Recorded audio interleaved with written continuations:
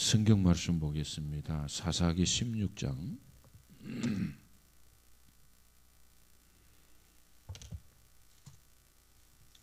사사기 16장 18절에서 보겠습니다.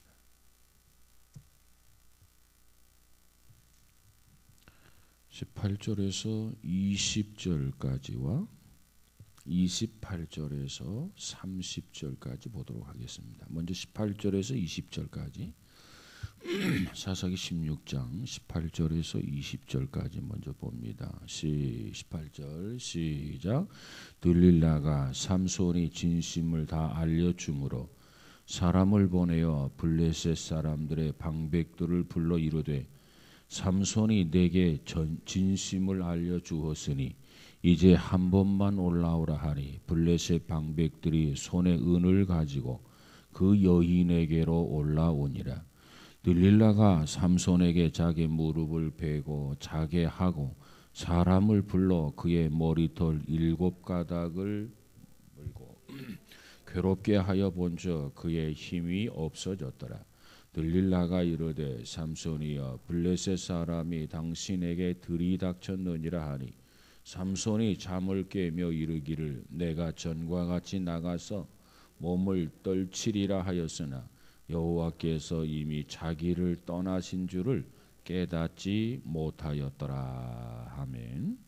28절에서 30절 봅니다. 28, 29, 30절. 28절 시작. 삼손이 여호와께 부르짖어 이르되 주 여호와여 구하옵나니 나를 생각하옵소서.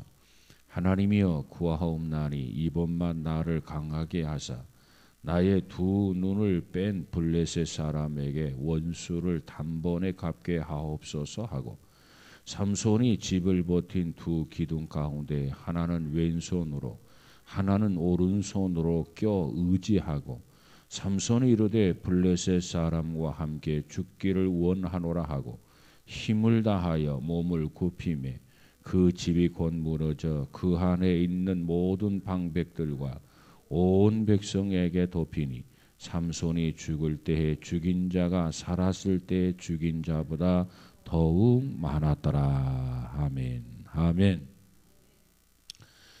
자, 우리가 계속해서 이 사사기서를 공부를 하는데 오늘은 실패를 극복한 삼손이라 그런 주제로 잠시 말씀을 나누고자 합니다. 이 세상에 사는 사람치고 어느 누구든지 실패를 원하는 사람은 없습니다. 어떻게 하면 우리가 실패하지 아니하고 성공할 수 있을까? 모든 사람들이 성공을 원하지 실패를 원하는 사람은 없어요. 그런데 결과를 놓고 보면 성공한 사람보다는 실패한 사람이 많더라는 겁니다. 많은 사람들이 성공하기 원하는데 많은 사람들이 실패하고 그 중에 소수의 무리만 성공하게 되는 것을 우리가 보게 됩니다. 그래서 인생에 있어서 이와 같이 실패는 무엇보다도 누구에게나 주어지는 가장 보편적인 경험이다 이렇게 말할 수 있어요. 가뭄에 콩나듯이 실패하는 사람이 어쩌다 한 사람이 아니라 보편적으로 누구든지 실패를 경험하는 그 실패를 경험하고 그 중에 소수의 무리들은 성공하게 됩니다. 실패를 경험하지 아니하고 성공한 사람은 없어요. 그래서 말하기를 실패는 성공의 어머니다 이렇게도 말하죠. 어떤 사람이 성공하느냐? 실패를 극복할 줄 아는 사람, 그 실패를 견뎌낼 줄 아는 사람, 그 실패를 이겨낼 줄 아는 사람만이 성공이 가능해요. 우리가 잘 아는 에디슨이라고 하는 사람이 있는데 그 사람이 건전지를 만들기 위해서 무려 5만 번 이상 실패했다는 것 아닙니까? 오늘 우리가 정말 편리하게 건전지를 사용하고 있는데 이것을 만들기 위해서 5만 번 이상, 5,000번이 아니에요. 500번이 아니에요. 50번이 아니야. 5번이 아니야. 5만 번 이상 실패했다는 거예요. 5만 번 이상 실패했다는 얘기는 오늘도 실패하고 내일도 실패하고 모레도 실패하고 말이죠. 계속해서 거듭해서 실패했다는 거죠. 옆에서 지켜보던 에디슨 한 친구가 너무나도 안타까웠어요. 그래서 에디슨을 찾아와서 이렇게 말합니다. 여보게, 짜증나지 않는가? 이제 그만 포기하게. 아니 50번도 아니고 50번도 아니고 500번도 아니고 5000번도 아니고 5만 번 이상 실패하는 모습을 보면서 그의 절친한 친구가 너무너무 안타까워. 그래서 와가지고 여보게, 짜증나지 않는가? 응? 이제 그만 포기하라는 거예요. 야, 그래도 열심히 해봐야지. 좀 힘내. 용기를 가져봐. 이런 게 아니고, 야, 포기해. 이제 그만 포기해. 응? 여보게, 짜증나지 않은가? 이제 그만 포기하기. 응? 그 말을 듣고 에디슨이 어떻게 반응을 보였을 것 같습니까? 그래, 한 번만 더 해보고 포기할까 그래. 그렇게 반응을 했을까요? 아니요. 에디슨은 어떻게 반응을 했냐면 이렇게 반응했어요. 아니, 짜증이라니. 응? 여보게, 짜증나지 않는가? 이제 포기하게. 아니, 무슨 소리야? 짜증이라니. 나는 지금까지 이렇게 하면 성공할 수 없다라고 하는 그 많은 방법을 찾아나는데 성공한 것일세요. 자, 이렇게 해서 실패했어요. 어디서는 그것을 실패했다고 받아들이지 아니하고, 야, 이렇게 하면 성공할 수 없구나. 그걸 발견했다는 거예요. 또 이렇게 하면, 야, 이렇게 하니까 성공할 수 없구나. 실패로 받아들인 게 아니라 이렇게 하면 성공할 수 없구나. 또 이렇게 하면 성공할 수 없구나. 응? 그걸 발견했다는 거예요. 그러면서 포기하지 않았기 때문에 오늘날 건전지로 우리들에게 참 유익하게 쓰여지는 것이 된 것이 아닙니까? 우리가 성경에 많은 인물들이 등장을 합니다. 그 많은 인물들 속에 전설적인 한 인물이 등장해요. 전설적인 영웅과 같은 인물이 등장하는데 그의 이름이 누구냐? 우리가 잘 알고 있듯이 삼손이라고 하는 사람입니다. 그 삼손이라고 하는 사람의 성공한 부분과 그의 실패한 부분을 보면 가장 극적으로 보여준 예가 아니겠나, 그렇게 보여져요. 삼손, 참 이름만 들어도 힘의 상징으로 느껴지는 인물이 아닙니까? 그런데 오늘 사사기 16장에 보면 그 삼손이 실패하는 모습이 등장하게 되죠. 실패하는 모습이 기록되어 있어요. 이 삼손이라고 하는 사람의 생애를 놓고 보면은 그가 성공의 이 전성기를 넘어가지고 초창기 참 힘을 발휘했죠. 능력을 발휘했죠. 그래서 이 성공의 전성기를 보여주면서 그가 어떻게 해서 실패하게 되는지 그 요인을 우리들에게 보여주고 있는 것이 사사기 16장의 내용입니다. 그가 실패해서도 참 어떻게 보면 처절한 실패죠. 처절한 실패. 약간의 실패가 아닙니다. 처절한 실패. 아니, 삼손이 뭐 어떻기에 처절한 실패라고 말할 수 있느냐? 이 삼손의 마지막에 가서 보면 두 눈이 다 뽑히잖아요. 여러분, 차라리 어려서부터 세상을 보지 못하고 맹인으로 태어나서 맹인으로 살았다면 덜 답답할 거예요. 그런데 멀쩡하게 살다가 어느 날 갑자기 두 눈이 다 뽑힌단 말이에요. 앞이 안 보이는 거라. 여러분이 한번 실험을 한번 해보세요. 수건이나 보자기로 눈을 다 가리고 하루만 좀 생활해 보세요. 얼마나 답답한지.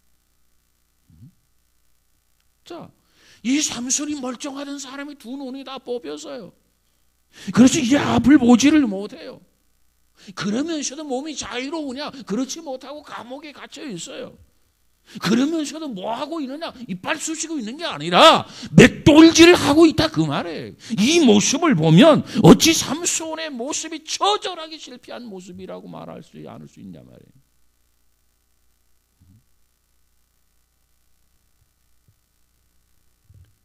그가 뒤늦게 깨닫게 되죠.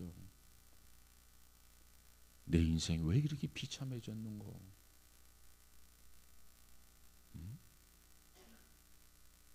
여러분, 오늘 우리는 어린 광대처럼 재주를 부리는 이 삼손의 모습을 통해서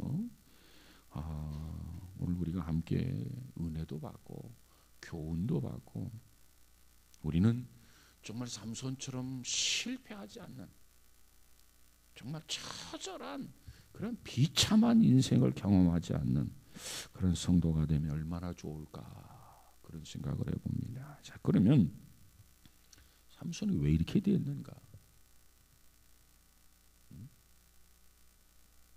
왜 이렇게 처절하게 되었는가? 그 원인이 어디에 있는지를 한번 생각해 보십시다. 그래서 삼손이 실패한 것을 우리가 그걸 피할 수 있다고 한다면, 그걸 반복하지 않는다면 우리는 비참해지지 아니하고 믿음 안에서 승리자가 될 줄로 믿습니다. 그래서 먼저 이 삼손이 실패로 끝났던 그 삶의 그 원인, 처절하게 되었던 그 원인을 살펴보고 어떻게 해야 그것을 우리가 극복할 수 있는지, 극복의 방법을 한번 모색해 보려고 합니다. 첫 번째로, 이 삼손은 왜 이렇게 비참하게 실패했느냐? 왜 이렇게 처절하게 실패했느냐? 자기의 정욕을 지배하지 못했다는 겁니다. 자기의 정욕을 통제하지 못했다는 겁니다. 삼손이 실패했던 그 부분은요, 오늘 우리들이 얼마든지 실패할 수 있는, 답습할 수 있는 가능성이 있다는 걸 알아야 돼요. 그래서 야, 삼손이 이것 때문에 실패했구나. 그러면 우리는 그것을 교훈으로 받아서 그걸 극복하고 그걸 피해갈 수만 있다고 한다면 우리는 비참해지지 아니하고 우리의 삶을 통해서 하나님 앞에 큰 영광을 돌리며 사는 보람 있는 인생이 되게 될 줄로 믿습니다. 그 삼손의 실패 원인을 보니까 삼손이 자기 자신의 정욕을 지배를 하고 다스리고 통제할 수 있어야 되는데 그러지 못했다는 거예요. 특별히 이 삼손에게는요, 약점이 있어요. 여러분, 우리 사람에게 약점이 없는 사람이 누가 있겠습니까? 이 삼손에게는 약점이 있었는데, 특별히 삼손에게는 어떤 약점이 있었느냐? 여자에게 약했어요. 여자에게. 이게 삼손의 모습이에요. 삼손은 힘을 쓸 줄은 알았지만은 자기 자신의 그 어떤 힘을 다스릴 줄은 몰랐단 말이에요. 그 힘을 쓸 줄은 알았지만 그 힘을 이렇게 조종할 줄 아는, 통제할 줄은 몰랐단 말이에요. 성경에 보면 이 삼손은요, 청년기 때부터 그는 그 자기 자신의 약점을 드러냈습니다. 자, 우리가 14장을 한번 가서 보시면은, 자, 14장 1절에서 3절까지 천천히 내용이 무엇인지를 한번 관심 있게 살피면서 보도록 하죠. 14장 1절에서 3절 시작. 거기서 블레셋 사람의 딸들 중에서 한 여자를 보고 올라와서 자기 부모에게 말하여 이르되, 내가 딥나에게 블레셋 사람의 딸들 중에서 한 여자를 보아사오니 이제 그를 맞이하여 내 아내로 삼게 하소서 하매, 그의 부모가 그에게 이르되, 내 형제들의 딸들 중에나 내 백성 중에 어찌 여자가 없어서 내가 할례 받지 아니한 블레셋 사람에게 가서 아내를 맞으려 하느냐 하느니 삼손이 그의 아버지에게 이르되 내가 그 여자를 좋아하오니 나를 위하여 그 여자를 데려오소서 하니라. 자, 이 말씀에 보니까 이 삼손이 그 말 그대로죠. 블레셋 딸 중 한 여자를 보면서 홀딱 반했어요. 그 자에게 홀딱 빠졌어요. 그래서 자기 부모에 가가지고 말하기를 내가 저 딥나라는 지역에 가가지고 블레셋 사람 딸 중 한 여자를 보았는데 너무너무 예쁘고 너무너무 미인이고 그러니까 데려다가 내 하늘을 삼겠다고 장가 보내달라고 그렇게 이야기를 합니다. 그랬더니 그 부모가 이렇게 얘기해요. 뭐라고 말합니까? 아니 내 형제의 딸 중에서나 내 백성 중에 어찌 여자가 없어서 내가 할례를 받지 않은 블레셋 사람에 가서 아내를 취하려 하느냐. 너는 하나님 앞에 선택받은 선민이라는 겁니다. 이스라엘 민족은 하나님의 백성이에요. 그렇다고 한다면 하나님의 백성이 하나님의 백성들과 결혼해야지 어떻게 이방인 저 블레셋 딸 중 한 여자하고 결혼하겠다고 하느냐? 아니 이스라엘에는 아브라함의 후손에게는 야곱의 자손에게는 아니 여인이 없느냐 하면서 책망식에 꾸중을 하면서 어찌 내 할례 받지 아니한 여자를 데려다가 아내를 취하려고 하느냐. 부모가 허락을 안 합니다. 그런데 삼손은 계속해서 아버지를 졸라대죠. 내가 그 여자를 좋아하오니 그 여인을 데려다가 요즘 말하면 내가 그 여인을 사랑하오니 그 여인으로 하여금 데려다가 아내를 삼게 해달라. 여러분 삼손은 자기 자신의 정욕을 억제하지를 못했습니다. 정말 좋아하는 여자도 같은 민족이 아니에요. 좋아하는 여인도 같은 백성, 같은 민족이 아니란 말이죠. 다시 말하면 하나님을 알지 못하는 이방 여자였다는 겁니다. 삼손은 누굽니까? 나시린은 어떤 사람을 나시린이라고 하느냐 하면 구별된 자, 구별된 사람을 나시린이다. 유대인 중에서도 삼손은 구별된 자예요. 유대인 중에서도 삼손은 나시린. 그러면 정말 나시린이고 구별된 사람이라고 한다면 유대인으로서 하나님께서 나에게 어떤 배필을 원하실까? 어떤 여인을 아내로 삼는 것을 하나님께서 좋아하실까? 한 번 정도는 좀 생각하고 좀 그 부분에서 관심을 가지고 하나님 앞에 기도했어야 되지 않겠나 그렇게 보여져요. 그런데 이 삼손의 모습을 보면은 전혀 하나님의 자녀라고 하면서도 하나님의 백성이라고 하면서도 하나님께서는 어떤 여인을 원하실까? 내가 어떤 여인하고 결혼하는 걸 원할까? 그런 점들을 단 한 번도 고려하지 않는 그런 삼손이었단 말이에요. 하나님이 원하시는 바를 염두에 두질 않으세요. 아버지가 찬성하지 않죠. 아버지가 반대를 합니다. 자, 아버지가 동의해 주는 게 아니라 아버지가 반대한단 말이죠. 그런데 아버지에게 순종을 안 해요. 그리고 자기 멋대로 자기 고집대로 결국은 블레셋 여인 들릴라라고 하는 여인을 데려다가 자기 마음대로 자기 생각대로 일을 저지르잖아요.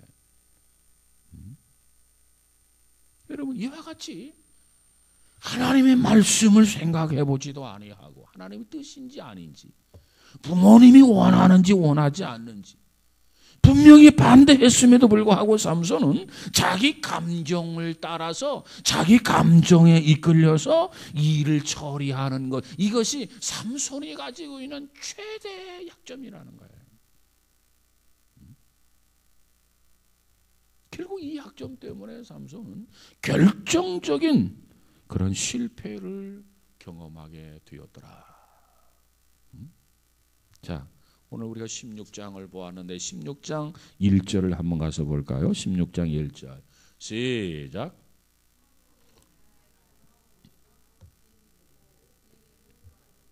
네, 삼손이 가사에 가서 거기서 한 기생을 보고 그에게 들어갔더니 이 블레셋 여인의 딸, 뭐 단순한 이방 여인이라고 하기보다는 이방 여인이면서도 뭐라고 말씀하냐면 한 기생이다. 영어 성경에 보면 삼손이 한 기생을 보고 그에게로 들어가서 잤더라 그랬어요. 기생을 보고 그에게로 들어가서 잤더라. 잠자리를 같이 했다 그 말이죠. 그러니까 이 문맥의 전후를 살펴보면 자, 하나님의 뜻이 아니었어요. 부모님의 뜻이 아니었어요.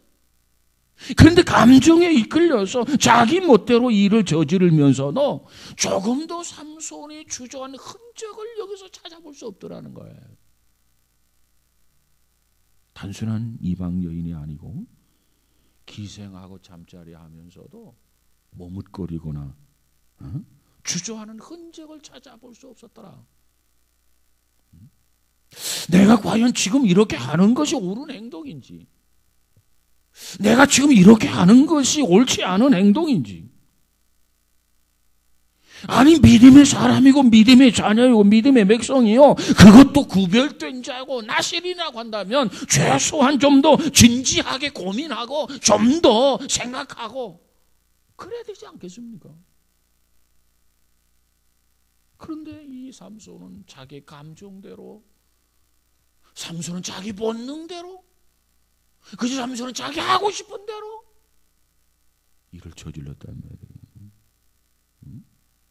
이성적 판단이나 사리 분별보다도 자기 감정에 치우치는 삶을 살았던 것이 바로 삼손이었더라. 화가 중에 피터 폴 루벤이라고 하는 화가가 있어요. 피터 폴 루벤. 그 화가가 삼손을 주제로 해서 그림을 한 폭을 이렇게 그리게 됩니다. 삼손을 주제로 해서. 근데 그림을 어떻게 그리냐면 이렇게 그렸어요. 결국은 이 삼손과 사자가 싸우고 있는 모습인데 그림을 두 개의 원을 이렇게 그리게 됩니다. 하나 원, 그 다음에 두 개, 또 하나의 원. 이렇게 그래서 삼손과 사자가 싸우게 되는데 원을 이렇게 두 개를 그렸어요. 두 개를. 그러면 첫 번째 원은 뭘 그렸느냐 하면 첫 번째 원은 삼손이 사자의 머리를 움켜쥐고 싸우는 거야. 그 모습은 삼손이 그 사자를 제압하는 그런, 그러니까 삼손이 이기는 싸움을 그 원 안에다가 이렇게 그림을 그린 겁니다. 삼손이 그만큼 힘이 있었잖아요. 물론 사자도 힘이 있지만 그러나 그 사자를 힘으로 제압하는, 그저 사를 꼼짝 못하게 만드는 사자를, 그래서 삼손이 그 싸움에서 이기는 그와 같은 그림, 그와 같은 사자의 형상을 하나의 원에다가 다 그렸어요. 그리고 또 하나의 원이 있죠. 또 하나의 원. 그것은 사자의 머리가 삼손의 이 가슴 속에서 삼손을 핥히고 있는 모습으로 그림을 그려놓았어요. 첫 번째 그림이 주는 메시지는 뭐냐면 말 그대로 이 삼손이 힘이 있어가지고 사자를 제압하고 사자하고 싸우면서 100번을 싸우면 100번 이긴다라고 하는 그런 메시지예요. 그 두 번째 메시지는 뭐냐? 두 번째 원 안에 사자의 머리가 삼손의 가슴을 핥히는 그런 그림의 내용은 어떤 메시지를 가져다 주고 있느냐? 삼손이 눈에 보이는 사자는 제압할 수 있었지만은 자기 마음 속에 있는 정욕이라고 하는 사자를 제어하지 못하고 다스리지 못하고 그것에 의해서 고통을 당하고 그것에 의해서 지배를 당하고 오히려 그것에 의해서 이끌려가고 정욕에 의해서 통제받는 그런 메시지를 주는 그림이에요.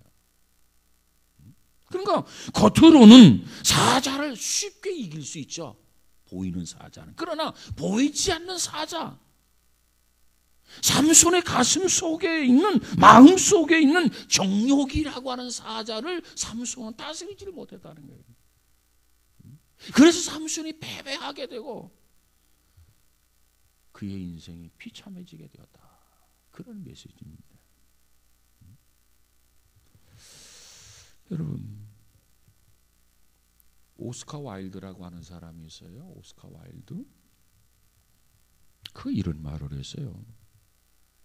나는 모든 것을 저항할 수 있다. 모든 것을 저항할 수 있다.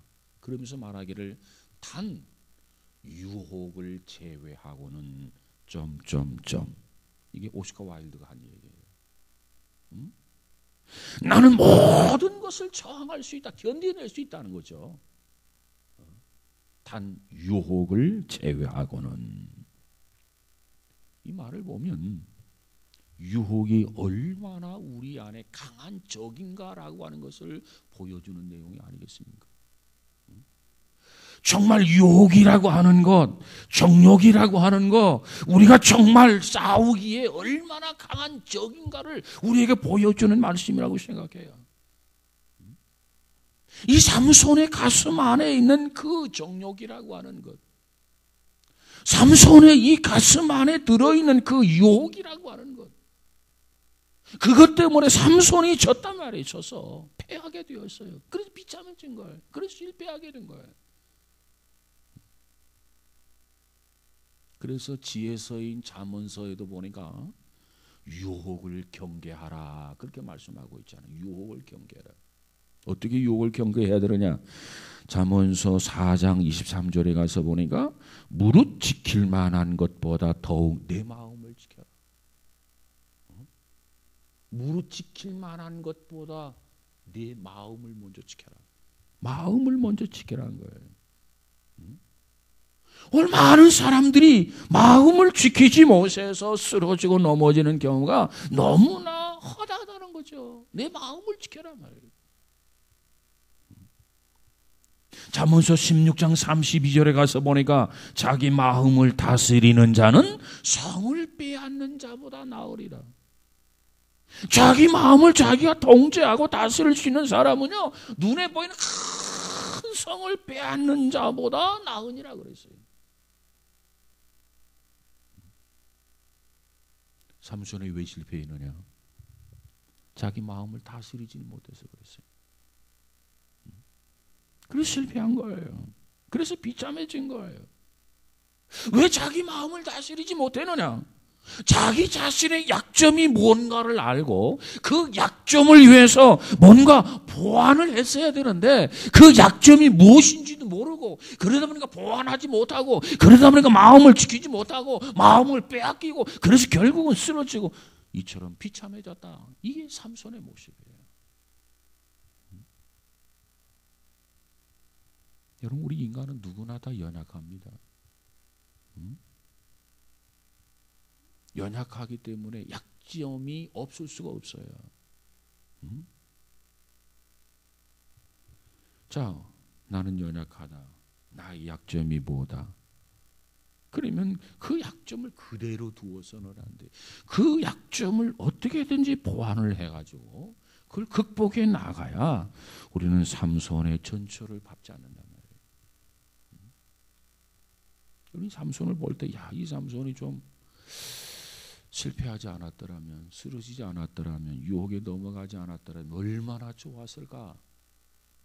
삼손에 대한 기록을 볼 때마다 너무나도 안타깝지 않아요?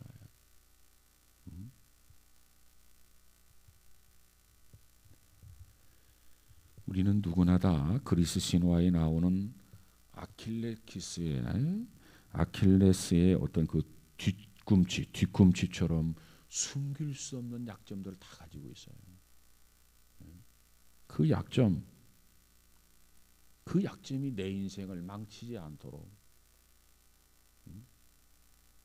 아킬레스와 같은 그와 같은 그 약점이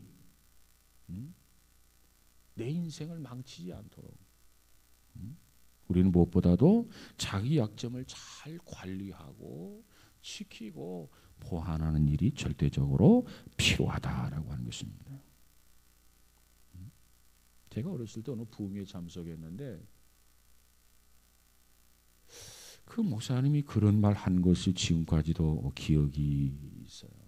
사람이 자기 약점을 관리하지 못하면 성공하지 못한다. 우리는 보통 장점만 관리하면 성공한다 이렇게 생각하죠. 그런데 그분은 그 반에서 약점을 관리하지 못하면 성공하지 못한다. 굉장히 감동적으로 받아들였어요. 그렇습니다. 약점을 관리해야 돼. 나의 약점이 무엇인가? 그걸 알고 특별히 그 약점을 관리하고 특별히 그 약점을 놓고 하나님 앞에 도움을 청해야 됩니다. 그래서 정말 그 약점을 보완해 간다고 한다면 우리는 일평생 동안 그 약점 때문에 넘어지거나 실패하지 않는 그런 성도가 될 줄로 믿습니다. 각자 다 약점이 있어요. 약점 없는 사람 없어요. 모두가 다 있어요. 그런데 그 약점이 무언가 그걸 발견해야 돼요. 그리고 대책을 세워야 돼요. 자기 약점이 무엇인지 모른다고 한다면 어떻게 그 약점에 대해서 대책을 세울 수 있겠습니까? 불가능하지 않겠어요. 그래서 각자 자기 자신에게 어떠한 약점이 있는지 기도하는 가운데 자기를 성찰하면서 자기 약점을 먼저 발견하고 하나님 앞에 기도하면서 하나님의 도움을 청한다면 어쩌면 그 약점이 강점이 될 수 있는 하나님의 역사가 있어지게 될 줄로 믿습니다. 그걸 극복하지 못하면 비극이란 말이에요. 그걸 극복하면 성공하게 된단 말이에요. 우리 모두는 비극을 낳는 사람이 아니라 성공을 낳을 수 있는 복 있는 성도가 다 되시기를 주의 이름으로 축복합니다. 그 다음 두 번째로 이 삼손의 약점. 왜 삼손이 실패했느냐? 두 번째 이유는 이 삼손이 가지고 있는 신앙이 껍데기 신앙이었다는 거. 껍데기. 속이 비어있는, 생명이 없는. 요즘 뭐 속빈 강정이란 말도 하죠. 속이 비어있는 껍데기 신앙을 가졌기 때문에 이 삼손이 실패했다는 거죠. 다시 말하면 이 삼손은 신앙의 형식은 이렇게 갖췄는데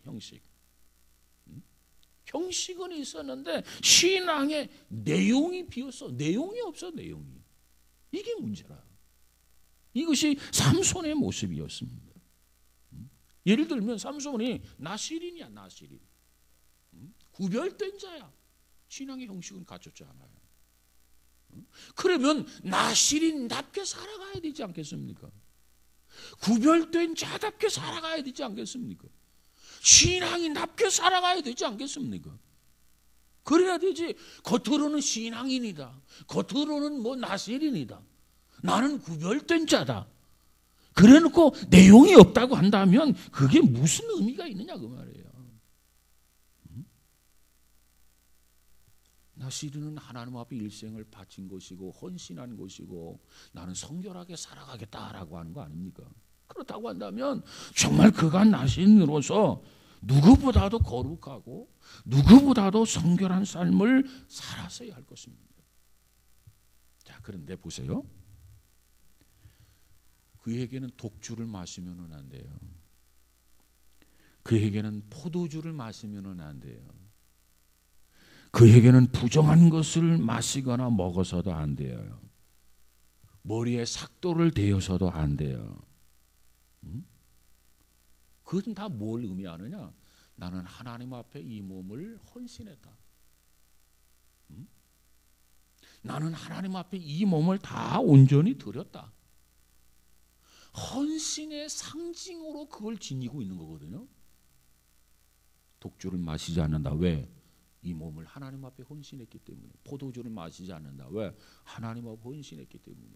부정한 것을 만지거나 먹지 않는다. 왜? 하나님 앞에 헌신했기 때문에. 머리에 삭도를 대지 않는다. 자르지 않는다. 왜? 하나님 앞에 헌신했기 때문에. 이 모든 것이 다 헌신의 상징이에요. 그래서 자기 자신도 내가 하나님 앞에 드려진 자다, 하나님 앞에 헌신한 자다, 그런 것을 통해서 늘 인식하게 되고, 또 머리를 길게 하고 다니면 많은 사람들이 저 사람은 나시린이구나, 저 사람은 하나님 앞에 드려진 자구나, 제3자 제4자가 볼 때 나시린을 볼 때마다 그렇게 보고 그렇게 인정하고 그렇게 받아들이는 거예요. 그러니까 자기 입장에서도 다른 사람 입장에서도 삼손은 나시린이고 구별된 자고, 그러니까 포도주, 독조, 부정한 거 먹지 않고 마시지 않고, 그 다음에 삭도를 대지 않고 머리를 기르고 돌아다닌다는 거예요. 그러면 그렇게 살아야죠.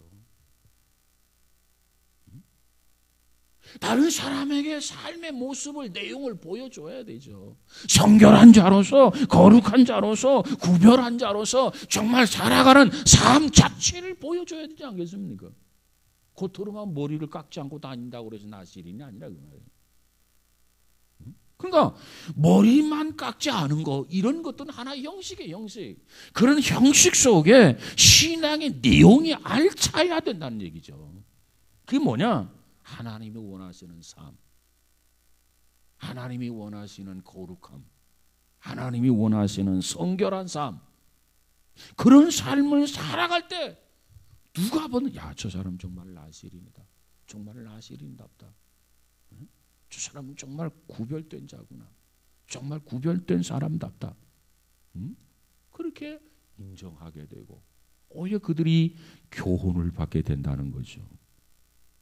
그런데 삼손의 경우를 보니까 이 헌신의 표시로, 헌신의 상징으로 이 모든 것 외적으로는 다 지켜나가고 있었지만은, 그러나 실제적인 삼손의 삶을 들여다보면은 이 삼손은 이 블레셋 땅의 타락한 문화, 그 타락한 문화를 그대로 즐기고 있었다 그 말이에요.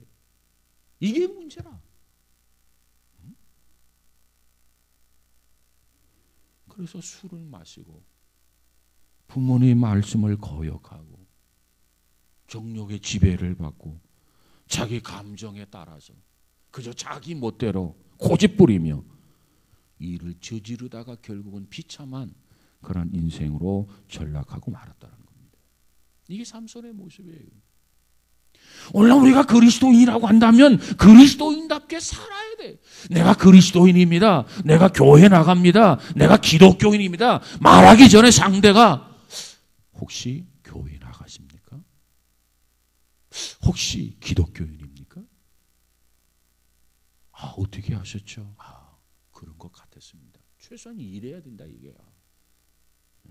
근데 내가 기독교인입니다 하면 상대가 듣고 비웃는 대상, 비웃는 존재가 돼서는 되겠냐 그 말이에요.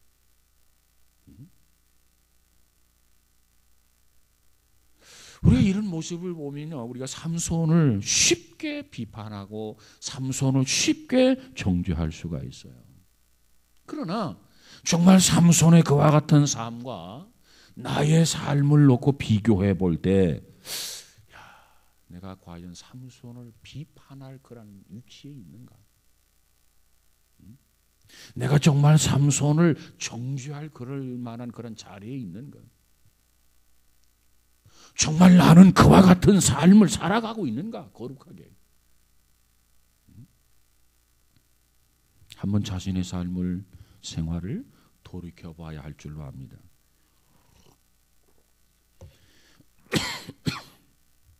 오늘날 우리 기독교인들을 보면은 주일날 낮예배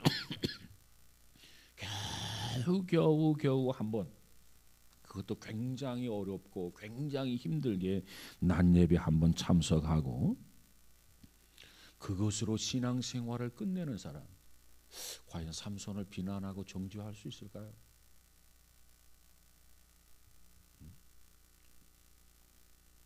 우리가 주일 예배를 하나님 앞에 드리는 것은 아름다운 일입니다. 우리가 주일을 거룩하게 지켜야 돼. 근데 요즘 뭐 주일 개념도 없고 그냥 1시간 예배 드리는 개념으로 정착되어져 가는 것 같아요. 참 안타까워요. 그 예배 드리고 뭐 마음대로 뭐 하고 싶은 거 다 하고 먹고 싶은 거 다 먹고 말이지, 저지르고 싶은 거 다 저지르고 말이지. 그리고 저녁 예배는 뭐 아예 뭐 들을 생각도 하지 않고 말이죠.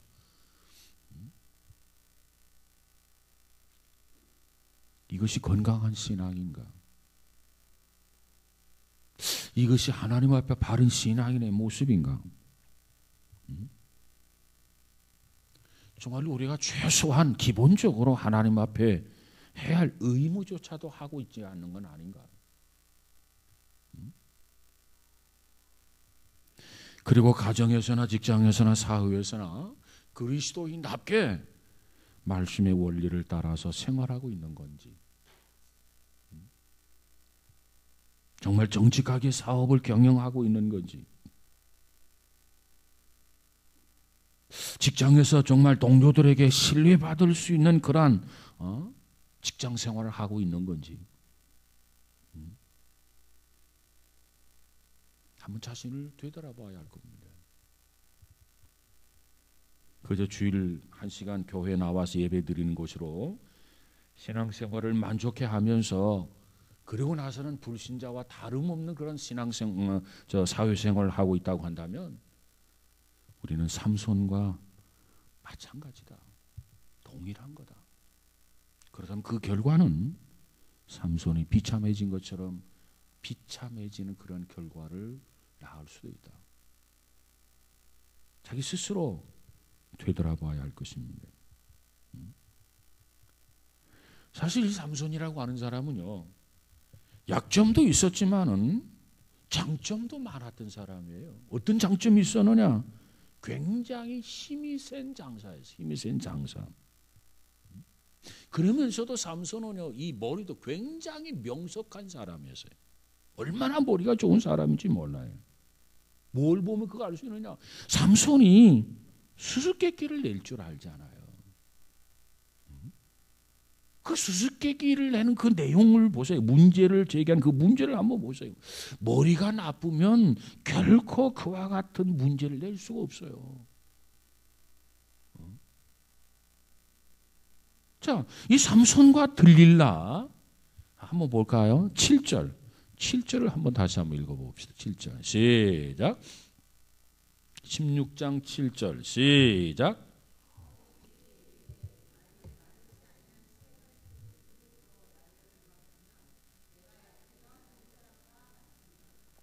여기 새 활줄 전에는 뭐라고 되어 있냐면은 칡농쿨, 뭐 칡농쿨하고 새 활줄하고 뭐가 달라서 이렇게 번역했는지 나 잘 모르겠어요.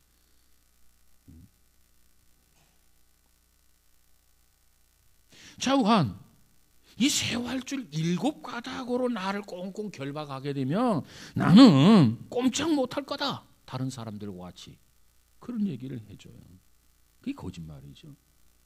그 말을 고지를 듣고 들릴라가 이 칡농쿨 새 활줄 7가닥을 가져다가 꽁꽁 묶은데 블레셋 사람들이 온다 소리를 쳤더니 삼손이 벌떡 일어나면서 드드득 힘이 워낙 장사였으니까 그 7줄이 산산조각이 나버려 끊어졌어요. 그랬더니 들릴라가 또 왜 나를 속였느냐, 왜 나에게 거짓말을 하느냐 하면서 또다시 도대체 당신의 그 힘이 어디서 나느냐 또 이렇게 예언을 합니다. 그랬더니 11절 한번 가서 볼까요? 11절 시작. 삼손이 그에게 이르되 만일 쓰지 아니한 새 밧줄로 나를 결박하면 내가 약해져서 다른 사람과 같으리라 하니라. 이번에도 삼손이 또 문제를 내는데 들릴라가 거짓말에 넘어가죠. 또 세 번째 삼손에게 물어요. 그랬더니 이때도 역시 삼손은 13절을 한번 가서 볼까요? 13절 시작. 들릴라가 삼손에게 이르되 당신의 이때까지 나를 희롱하여 내게 거짓말을 하였도다. 내가 무엇으로 당신을 결박할 수 있을는지 내게 말하라 하니 삼손이 그에게 이르되 그대가 만일 나의 머리털 7가닥을 배틀의 날실에 섞여 짜면 되리라 하는지라. 그래서 머리털 7가닥을 배틀의 날실에 섞어 짜면 내가 힘이 없어진다는 거예요. 그랬더니 이제 들릴라가 여자의 특유의 무기를 사용하게 되는데 눈물을 보이면서 삼손에게 애원을 합니다. 15절 16절에 가서 보니까 아니 당신과 나 사이에 그럴 수가 있나? 나를 사랑한다면 진실을 말해줘야 하지 않는가? 사랑하지 않는가 아닌가? 거짓말 아닌가? 나를 믿지 못하면 세상에 누구를 믿을 수가 있겠는가? 뭐 나를 사랑하면 그 증거로 당신의 힘의 근원을 이제라도 말해달라. 그때 울면서 이렇게 애원하니까 삼손이 드디어 진실을 말하게 돼요. 17절 가서 볼까요? 시작. 삼손이 진심을 드러내어 그에게 이르되 내 머리 위에는 삭도를 대지 아니하였나니 이는 내가 모태에서부터 하나님의 나시린이 되었습니다. 만일 내 머리가 밀리면 내 힘이 내게서 떠나고 나는 약해져서 다른 사람과 같으리라 하니라. 자기 머리를 자르라는 거예요. 그럼 내가 다른 사람과 같이 된다. 그래서 결국 삼손이 머리가 잘려지잖아요. 삼손의 머리를 자름으로 해서 어떤 일이 벌어지냐면 하나님과 한 서약이 깨어지게 된 거예요. 하나님과 삼손의 그 서약이 이제는 삼손이 그 서약을 어겨서 일방적으로 파괴했단 말이에요. 여러분 오늘 우리도 삼손처럼 하나님과 맺은 언약을 어길 때가 많습니다. 보세요. 어떤 사람들은 가만히 보면 신앙생활을 함에 있어서 직장생활보다 못한 수준으로 신앙생활하는 사람들이 있어요. 참 안타까워요. 직장생활보다도 못한 신앙생활을 한단 말이에요. 그 신앙생활이라고 말할 수 있겠습니까? 그저 직장생활은 열심히 해. 근데 신앙생활은 적당히 해. 마치 신앙생활을 취미생활 하듯이 하고 싶으면 하고 아유 오늘은 하지 말자. 교회 나가지 말자.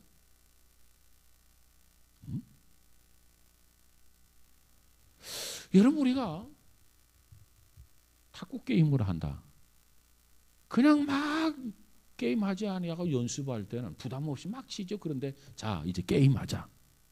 예를 들어 짜장면 내기 게임을 하자. 아이스크림 내기 게임을 하자. 그럼 갑자기 사람이 진지해져요. 누구든지 마찬가지야 이건. 근데 우리가 신앙생활을 보면은 아이스크림 내기 탁구를 할 때보다도 진지하지 않을 때가 얼마나 많은지 몰라요. 과연 그것이 신앙생활인가? 과연 그 신앙생활을 하나님이 보시고 뭐라고 하실 것인가? 안타까울 때가 많아요.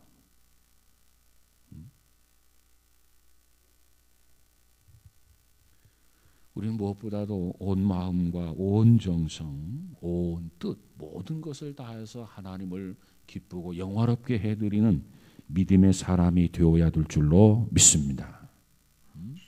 그래서 사도 바울은 갈라디아서 2장 20절에 말하기를 내가 그리스도와 함께 십자가에 못 박혔나니 그런즉 이제는 내가 사는 것이 아니요 오직 내 안에 그리스도께서 사신 것이라. 이제 내가 육체 가운데 사는 것은 나를 사랑하사 나를 위하여 자기 몸을 버리신 하나님의 아들을 믿는 믿음 안에서 사는 것이라. 그런 고백을 했어요. 정말 이 고백이 바울의 고백으로 끝나는 것이 아니라 우리 모두의 고백이 될 수 있기를 주의 이름으로 축복합니다. 정말 내가 주님을 위해서 살겠습니다. 평생 주님과 함께 동행하며 살기 원합니다. 그렇게 정말 섬기겠다고 고백을 했으면은 우리의 삶을 통해서 정말 하나님과 이 동행하는 삶을 살아야 되지 않아요? 그 말이에요. 말만 해놓고 고백만 해놓고 삶이 없다고 한다면 삼손과 다를 바가 없어요.